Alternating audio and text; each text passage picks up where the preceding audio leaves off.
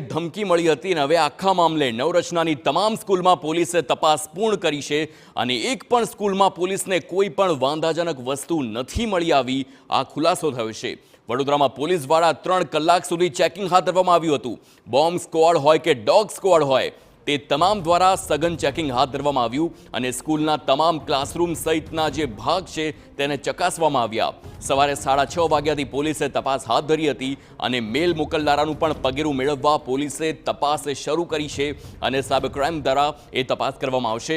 ધમકીના કારણે સ્કૂલમાં આજે રજા જાહેર કરવામાં આવી છે, પરંતુ હાલ તમામ સ્કૂલમાં કોઈ પણ વાંધાજનક વસ્તુ ન મળી હોવાનો ખુલાસો થયો છે। વડોદરા શહેરની નવરચના વિદ્યાલયને બોમ્બથી ઉડાવી દેવાની ધમકી મળી છે।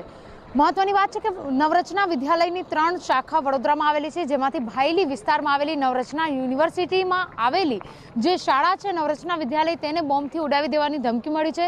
વહેલી સવારે 3:45 વાગે આ મેઇલ શાળાને મળ્યો હતો, ત્યારબાદ શાળા દ્વારા પોલીસને જાણ કરવામાં આવી અને હવે પોલીસ દ્વારા નવરચના વિદ્યાલયની ભાયલી સમા સહિતની ત્રણેય બ્રાન્ચ પર હાલ તપાસ હાથ ધરાઈ છે।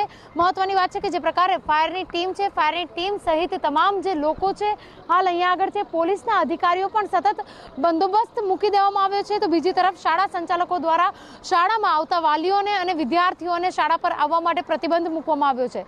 મહત્વનું છે કે જે પ્રકારે બોમ્બથી ઉડાવી દેવાની ધમકી અગાઉ પણ એરપોર્ટ પર પણ મળી હતી, ત્યારબાદ પોલીસે તપાસનો ધમધમાટ શરૂ કર્યો હતો, ત્યારે ફરી એક વખત એજ્યુકેશન સંસ્થા પર જ્યારે બોમ્બથી ઉડાવી દેવાની ધમકી મળી છે ત્યારે વડોદરા શહેર અને ગ્રામ્ય પોલીસ દ્વારા હાલ તપાસ શરૂ કરી દેવામાં આવી છે। કેમેરા પર્સન રોહિત ગોયલ સાથે અંજલિ ઓઝા, TV9 વડોદરા।